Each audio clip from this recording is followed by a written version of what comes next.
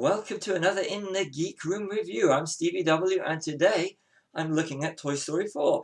You know what? I'll admit, not the biggest of Toy Story fans, and I've seen all of them now on the big screen, and they are enjoyable movies. Don't get me wrong, but just not my sort of thing. So I went into this one with, if it's enjoyable, it's enjoyable. But this is thoroughly enjoyable. It's one of the best ones in the series.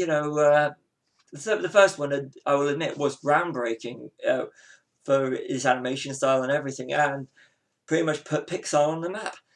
And the fourth one, okay, they all have hearts. And the third one, I thought, was the perfect conclusion. But the fourth one takes a more of a, I would say, adult approach. But you can watch it from very young to very old. But it does have a more mature theme running throughout it. It's enjoyable for all ages. And I hate to admit I was the oldest person in the screening. Well, I think I was. It looked like I was the oldest person in the screening. So it goes to show you the age range of this actual movie. If you like the other three, you'll like this one. It's great Disney, and this is what Disney does better than anything else. Whereas a lot of animation studios, you can watch the movies; they're very disposable and they don't linger on much afterwards. But Disney and Disney Pixar managed to capture lightning in a bottle and have something that will always remain afterwards, something people better talk about and discuss.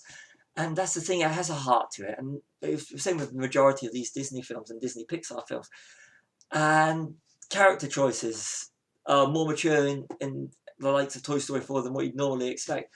That's not to say it's not funny. It does have its moments of humour. There's a blink and you miss it Star Wars reference, which I thought was fantastic. And I'll admit, when going into it, I was thinking, seeing as now Disney owns Star Wars and Lucasfilm, then there would be a Star Wars reference. And there was, and it was a nice little touch when it does happen. It's like we said, blink and you miss it, and one of those. But glad I found it. It was good. It's one I actually thought about afterwards. Just to show you the detailing they should put it. The original cast is all back, so that's fantastic. And led by, again, as always, Tom Hanks and Tim Allen. It's good. It's nice seeing Annie Potts as Bo Peep getting good time, and is actually central to the whole film itself. Like I said, it started in 1995, the original Toy Story. So you have a generation that actually did grow up with it, and seeing new generations actually coming to it as well. See the parents that grow up with it now taking their children to see the films.